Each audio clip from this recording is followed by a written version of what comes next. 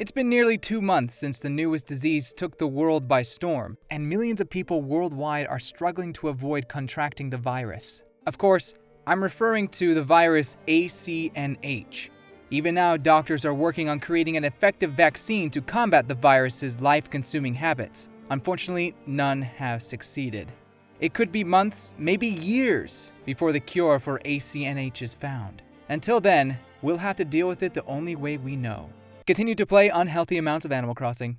I have never played an Animal Crossing game. I knew about the series and its innocent but rabid fanbase, but I never bothered giving it a chance. Part of that had to do with my general dislike for sim games. Simulations lean too much on the real world for me to care. To be fair, Animal Crossing is not a carbon copy of Sims per se, but committing to a game daily just didn't appeal to me. Doing chores, I'm good. Paying off debts, way too close to real life. Pulling weeds, no thanks, I have allergies. And then I played Animal Crossing New Horizons. I was wrong, I'm addicted. I had no idea that this cute sim game would grip me tightly into its clutches. The only reason I picked it up was because of the hype surrounding its release. I fully expected to be done with this game by now. But for one reason or another, Animal Crossing has consumed my very flesh. Nearly my entire quarantine life has been dedicated to exploring, cleaning, and terraforming my island getaway. But why? This game has no story aside from Tom Nook shanghaiing you onto a deserted island. There's no grandiose character arc where we find out Blather's tragic backstory or Isabelle's obsession with the stock market. There isn't strategic combat, platforming, special combos, or any kind of gameplay I usually enjoy. Heck, the controls are even counterintuitive half the time. Yet despite all that, why do I wake up every morning craving to hear the morning report from Isabelle? Why do I refuse to put the Switch down until I assess every fossil? Why do I avoid eating so I can take pictures of villagers eating a donut? Why do I find myself constantly awake at unholy hours of the night running around my island in circles? Why am I addicted to Animal Crossing? Allow me to share a few reasons why I think I've become obsessed with Animal Crossing New Horizons. Perhaps you'll agree with me in some cases. Tom, I have a confession to make. Most games I play require a set amount of time to finish, particularly JRPGs. In general, I like games to have a definitive end, even if I'm loving every minute of it. I also don't quite enjoy hopping between titles. When I start a game, I mean to finish it before I move on to the next, unless the game sucks. Take Fire Emblem Three Houses for example. It took me nearly 2 months to pick up another game, but that's because I wanted to see it until the end, or at least until I got my fill. However, Animal Crossing New Horizons doesn't really have that final moment, that grand finale. There's no epic conclusion to cap off an incredible story or journey. Instead, Tom Nook gives you a set of goals to reach with hopes of creating the perfect island home, and then you take daily steps to accomplish those goals. It's a simple yet relaxing progression that always left me excited to see what new discoveries awaited me during a new day. Of course, there are end goals like successfully kidnapping KK Slider to the island, paying off your final home debt, and reaching the 5-star island status. But checking these goals off my list didn't feel like the end. It was satisfying, sure. I'm so proud to be part of the 5-star island club. But the work never finishes, or at least not yet. One could argue that KK Slider coming to the island for the first time is New Horizons' epic conclusion. But on the contrary, that's when the game really begins.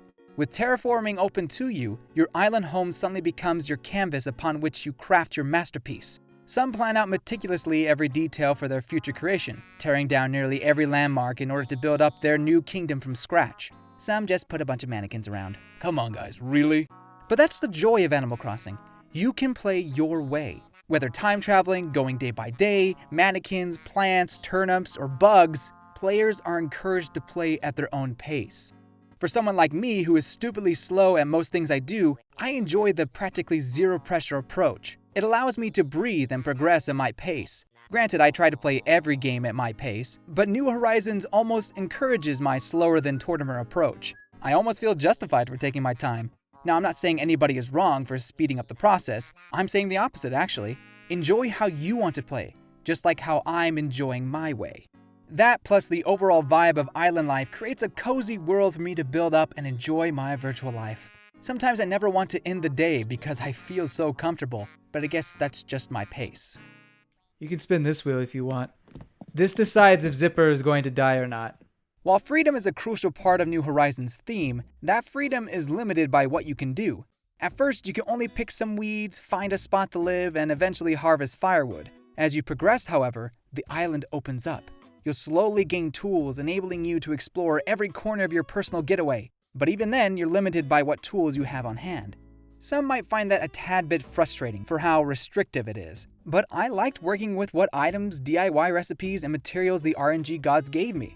Sure, I still haven't quite found a theme for my island. Don't know if I ever will. But being limited with what I have forces me to be creative and think outside the box. The word forces might sound like a bad thing, but in this case, I don't think so, since the possibilities open up the more days pass. That's not to say I don't have items or DIY recipes I want but don't have yet. For the last time, I already have a wooden table. This is the third time this week. Give me an ironwood dresser! But I learned to work around the item, or I come up with a new plan altogether. That said, there's nothing wrong with having a theme from the very start. It just might be a little hard to manage. But if you have a dream to build a solid gold island, you build that solid gold island. The beauty of New Horizons is playing how you want while working with what you have, eventually. However, the limitations don't end at items. Your creativity is also limited by your island layout, the rivers, levels, trees, etc. Until terraforming is unlocked, you're stuck with your island format. For me, that influenced a lot of my island decisions. For example, the spot for my current museum used to be a little island peninsula that eventually turned into my man peninsula, complete with a second floor backyard man cave thing. In this case, I used my surroundings to create my new home. Of course, when terraforming unlocked, I gave myself a mansion estate, but that's besides the point. Building around my island was like solving a puzzle. It may have looked ugly at times, but some areas I was genuinely proud for how I used the landscape to my advantage. And then I tore it all down. Honestly, once you obtain the power of God, the biggest limitation is your own imagination and the bridges and inclines. Okay, I was gonna have this awesome bridge go straight into the museum, but no, you can't line it up. So I ended up making 2 bridges instead. Actually, I think I like this way better. You know, they call Blathers Blathers because obviously he blathers. He says a lot. Before playing Animal Crossing, I had no idea you could collect bugs, fish, and fossils. I didn't even know there was a museum. Wait, what did I think Animal Crossing was about? All Rob does is fish. Fish and sea is pals. I'm the one getting the job, tending the Ah, I can see why I was confused. Although you think Smash would have given me a clue since Villager literally uses a bug net and Isabelle uses the fishing rod. But I digress. I'm not obsessed with bug catching or fishing like Flick and CJ, but it's certainly thrilling to catch a new species for the museum. Seeing the largest shadow in the ocean or spotting a rare butterfly sent a spark of excitement through my body, knowing I could be one step closer to completing my collection. Fossil hunting was fun as well, until every fossil turned out to be a duplicate. This is the 12th butt you give me in the past week! Where's the saber-toothed tiger? Thankfully, I finally finished the fossil exhibit with a little help from my friends. Now Blathers can write all the fossil fanfiction his geeky heart desires. Speaking of Blathers, part of the joy of finding a new species or fossil is seeing Blathers' colorful reaction and description of it, especially his biased commentary against bugs. Showing him a new bug is a guilty pleasure of mine, I guess you could say. What? Oh, why hello! Do you have a new specimen for me today? A giant shark? The Loch Ness Monster? Or maybe the Kraken, eh what? I jest, of course. No, just a cute little butterfly. Ah! What vile villainy have you brought upon my sanctuary of learning? Take that monstrosity back to the depths of hell where you found it! But I thought you were a scholar. Isn't it your duty to improve the museum? Yes, you're right. It is my duty as a scholar. Very well. I will see to it that the creature is put in its proper place, aside from my nightmares. As a scholar, I must ask, do you want to learn more about this vile insect? Yes, please. Oh, why do you torture me so? I like to see you suffer. It's cute. Besides messing with Blathers, exploring the museum is entertaining in and of itself. The beautiful exhibits mirror other real-life museums and aquariums, adding to its realistic charm. At first, it's very much empty, but over time, the exhibit becomes packed with life. And it's neat to see how far you've come. My favorite section would have to be the new art museum, especially when one of the villagers visits. Olivia trying to mimic the Mona Lisa? Precious.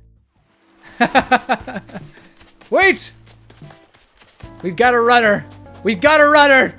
I'm not much of a social gamer. My idea of a good time is a nice evening with a warm blanket, playing a JRPG by myself. Having a friend or two to watch is fine, I guess, but usually I like to be alone when I play. You would think that would make me an introvert, but personality tests keep saying I'm an extrovert. Go figure.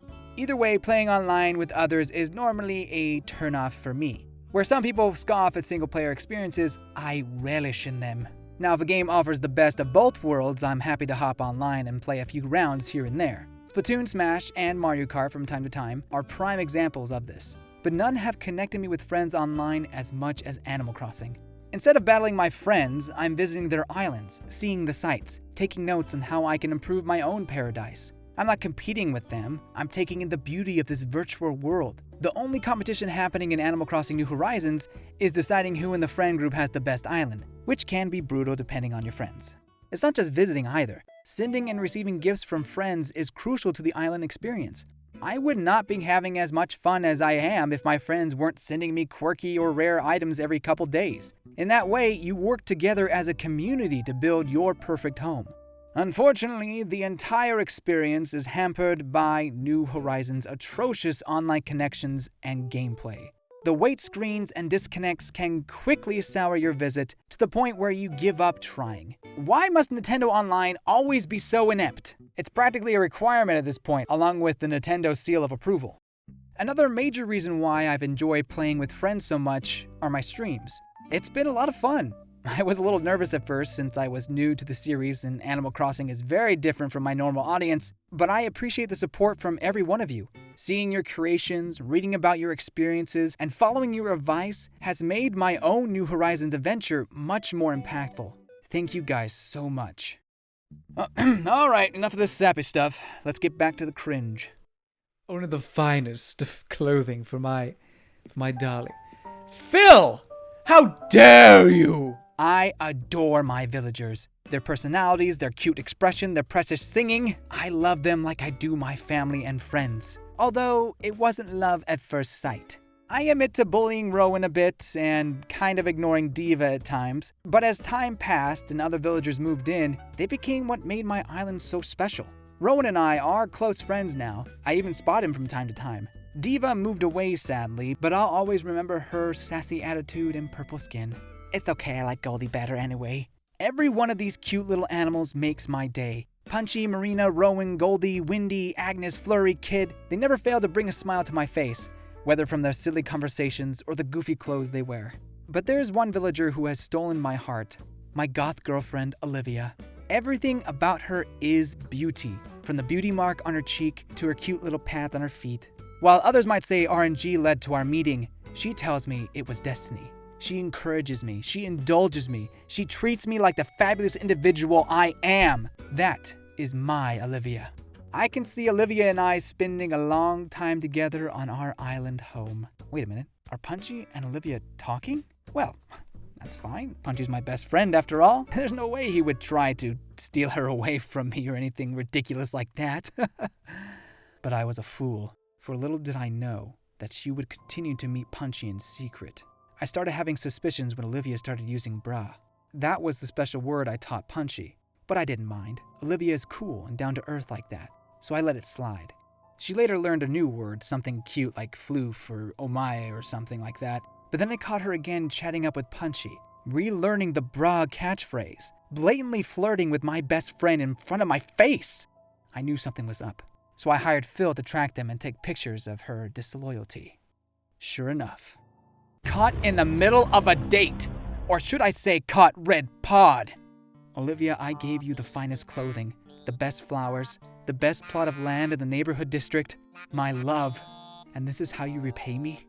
By cheating with my best friend?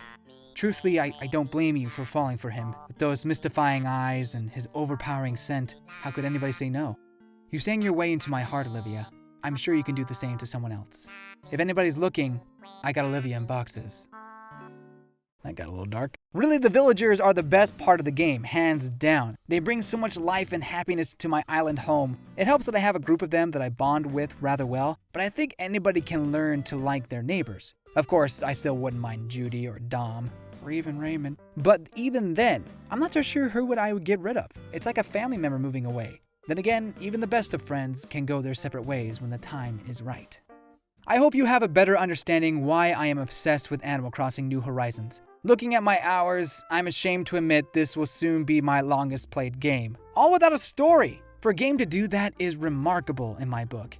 Who knows when my interest will fade? Perhaps it will become a part of my daily routine for a long time. Or maybe I'll move on to the next game without a second thought, content with the memories I made on my island getaway. What I do know is my time with New Horizons won't end for a long time.